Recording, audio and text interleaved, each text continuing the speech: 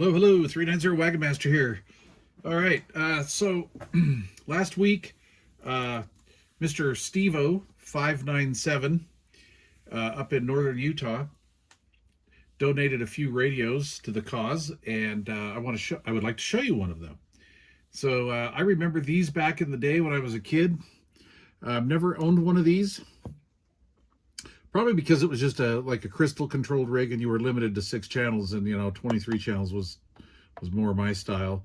And so anyway, I saw these roughly in the mid 70s. So at that time they were, I guess, kind of old news, right? So this is the TRC 10, otherwise called the Mini 6. This is a 6-channel crystal controlled radio.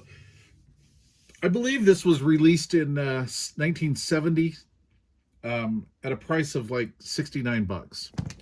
We have volume, the channel selector here, and the squelch control, and I believe that's just a transmit light only. So we're going to fire this up. Now, Steve has used this before, so it's not going to smoke, but I'm going to hook it up anyway, first time, so in my possession. Anyway, kind of interesting. The microphone jack is the standard 5-pin DIN Radio Shack wiring, but the jack's on the back, which is really wild. External speaker here. Of course, we have our coaxial connector and kind of a shag nasty power cord here. So I may or may not do anything with that. I don't really know that this is worth messing around with other than just showing you guys this. This is kind of a piece of CB radio history. I like, if you know me at all, I dig Radio Shack mics. I love Radio Shack stock mics, that sort of squared off one. But the cool factor on this one's even higher, I believe. So I hope the element in this is good. So we're going to find out. Like I say, Steve used it, and he said he thought most all of the channels worked, so we're going to check it out. But what I thought was interesting, again, was having the mic connector in the back. That's really weird. Not a good design, guys, but anyway, that's that. So this is crystal controlled. So I think they have the 450 kilohertz offset or whatever. So like the receive crystal is the frequency that you're on, like channel 13, and then the transmit crystal would be 455 cycles lower than whatever channel 13 is. I forget what it is. Anyway, 135, 145, I don't know. So anyway, we're gonna hook it up to power. No smoky so far. No worky so far. What's the deal here? Let me make sure I've got my... Oh, it is. Okay, I don't have an antenna on it. Yeah, I knew that. Okay, let's hook it up to a power meter here.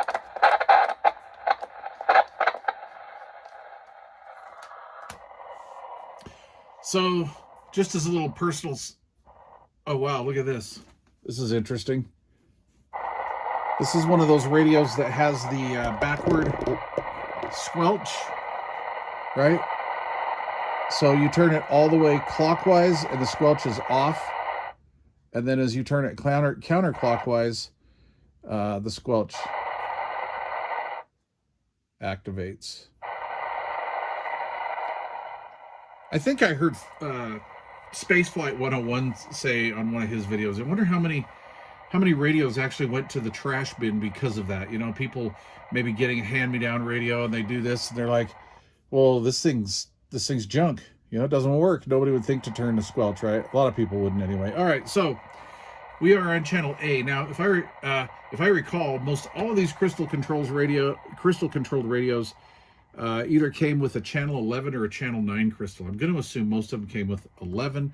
That was actually a call frequency back in the day. All right, so we're on. We're going to key up. We have power.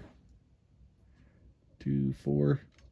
Wow, I'm going to have to get up a little closer to read that. Is that what I'm seeing? Yeah, that's just about 4 watts dead on. I was looking at it a little off angle, and it was like 4.5. I'm like, nah, I don't know. But anyway, that's just a hair, probably like 3.9 watts or something like that. I don't know. I should probably use maybe my Regency meter, which is a little bit better for smaller scale, but everybody likes to see those birds. All right, so I've got my Randy hooked up right here, so we're ready to go. I'm assuming that we're gonna fire on 11, so let's see what happens. Channel A is not on this radio, so let's see here. Nope, nope, no cigar. So let's go down to 9. Try that. There we go. There we go. All right, channel 9. 1, 2, 3, 4. 1, 2, 3, 4. Channel 9. Channel 9. All right, that has good audio. Let's see what the receiver's like. Hello, radio. 1, 2, 3, 4. 1, 2, 3, 4. Not bad. Not bad at all. Again, we're transmitting with that. I like using my Randy for my little bench radio. It just seems to be the easiest. Let's see. We are on channel B, so let's see if this is 11. And we have wattage. And it is channel 10. All right, 1, 2, 3, 4. 1, 2, 3, 4. 1, 2, 3, 4. Channel 10. Channel 10. See a little bit of RMS swing on that meter. Let's see what she sounds like. 1, 2, 3, 4. 1, 2, 3, 4. 1, 2, 3, 4. 1, 2, 3, 4. All right, cool. All right, what is that? So let's go to the next one up, C. And we'll see where that's going. I guess I could use a frequency counter. All right, so C is 11. 1, 2, 3, 4. Channel 11. Channel 11. Channel 11. Very cool. Very cool. That sounded like it might be a little off. 1, 2, 3, 4. 1, 2, 3, 4. Pretty good. Pretty good. And let's go to channel D. How about 14? Let's see what that is. I'm just trying to think of like the popular channels back in the day, right? So like 9, 11, 13. We had a club here called Utah Diesel Control. And this was back in the 60s, 70s. And they used to be a bunch of high-powered bases here in Salt Lake. And they would tell truckers how to get to places. You know, they'd help them out with like road assistance. Called Utah Diesel Control. The truckers would come down from Channel 19. Pretty much all that everybody knew about, like the old school truckers did. When they come into Salt Lake City, roll into town here, we're in a valley. And Utah Diesel Control stations were all over the valley. And I had one that was about a mile from me. And that old duffer, man, that dude had a transmitting bass. He would knock my socks off. And anyway, they used Channel 13. Little useless information here. So 1, 2, 3, 4. 1, 2, 3, 4. This thing has Raylan audio. Wow. 1, 2, 3, 4. 1, 2, 3, 4. I wonder what a radio like this would be like on 6. I know that back in the day, I heard some big, like back in the day, I heard some big strapper using a little mini 23 or something. I had a mini 40 with a D104 on it, and that thing railed. All right, the next frequency. Looks like that's a little off. The next frequency would be, there we are, 14. Hello, radio, 1, 2, 3, 4. 1, 2, 3, 4. 1, 2, 3. Wow, great transmit. Hello, radio, 1, 2, 3, 4. 1, 2, 3, 4. I wonder what this thing would sound like with the lollipop on it. All right, and then the last but not least, channel F, as in Frank. All right, well, we're nowhere near 14, so let's go up a little. Okay, let's go down a little. Nothing, nothing, nothing. It's putting out power, so where are we at? We're somewhere. Wow, channel 30, channel 30. Good audio, good audio. And 1, 2, 3, 4. 1, 2, 3, 4. 1, 2, 3, 4. Why does that sound off? 1, 2, 3. Oh, it does. Hello, hello. Okay, it's not off. All right. It's me that's off. Loosen up behind the wheel, boys. All right, let's see here. What do we have for RMS or peak? Hello, radio. Peak, peak, peak, peak, peak, peak, peak, peak, peak, peak, peak, peak, peak. My battery must be dying. Well, dude, that's not really too bad. That's like 6 watts PEP, 4 to 6 watts PEP. Oh, 4 to 8 watts. I'm sorry, PEP. 8 watts PEP. All right, we've got the bonnet off of it, and let's see what we've got here. So this is the front of the radio, right? And we have our crystals here. Now, I thought at one time this was a pair. So like this would have been channel A, this would have been channel B. But now that I look at it, and it seems it has that offset, I believe this would be like the first 6 are like the receiver. Okay, and then the second 6 are the transmitter, or vice versa, either way. It's probably actually noted on the socket, but anyway, there you go. It's got a mix of crystals here. Pretty cool little baby audio transformer down there. I hope you can see this okay. I believe this is the RF output final. I'm going to assume. Of course, you know what we get for doing that. And then this is the audio section here. And this is going to be like a little, instead of a chip or like a tab chip or whatever, this is going to be like a push-pull audio amplifier. And maybe this is the audio. Anyway, I don't know. I'm not even going to guess. But I don't know about these. I'm going to assume that this probably is not modifiable for like extra modulation unless you like clip a diode or something.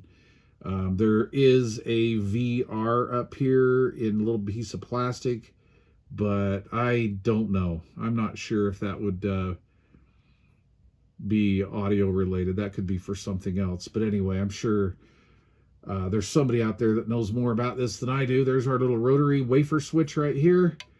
And yeah, that's pretty interesting. Pretty interesting for sure. Huh.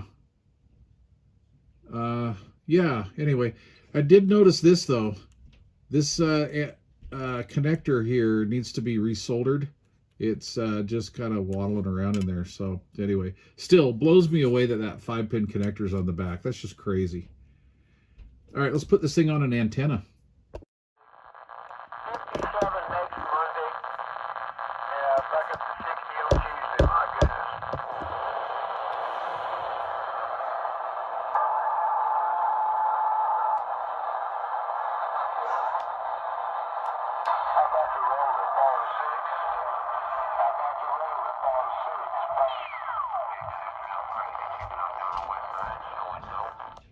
What channel is this?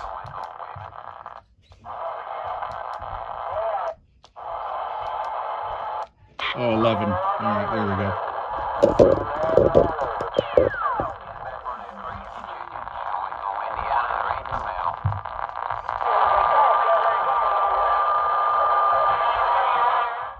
Well, that's pretty interesting. The receive kind of blows in this thing, actually, so I don't know. Let me hook it up to an external speaker, see if that helps it out. It could be the internal speaker, but we'll see. All right, so I've got an external speaker on now, so we'll see if that made a difference.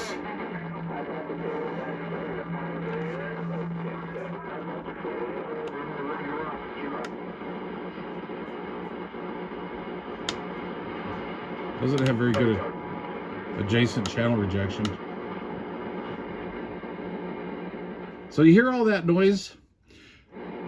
So this does not have a noise blanker or A&L.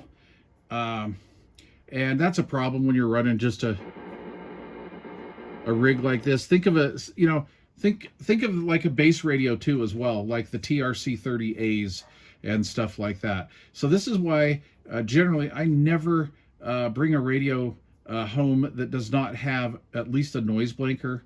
An A&L noise blanker is preferable, but that's why I just don't bring little low line radios home. Like if I'm out like garage sailing or something like that, never buy anything like that off eBay. And this is the reason. 70-year-old neighborhood, above ground power lines. We've got transformers out there hanging off these power poles that are rusted. They're probably 40, 50 plus years old, maybe even 60 years old themselves. And that really interferes with your reception.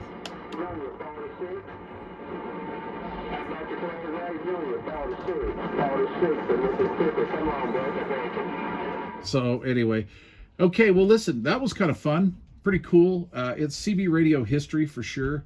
Very interesting design. I'm going to get some use out of this Radio Shack stock mic for sure. I think at this point, I don't know what I'm going to do with the radio. But anyway, we'll see. I want to thank Steve 597 for donating this radio to the cause. And definitely, I hope you guys enjoyed this video. Please leave questions or comments down below. And thanks for watching.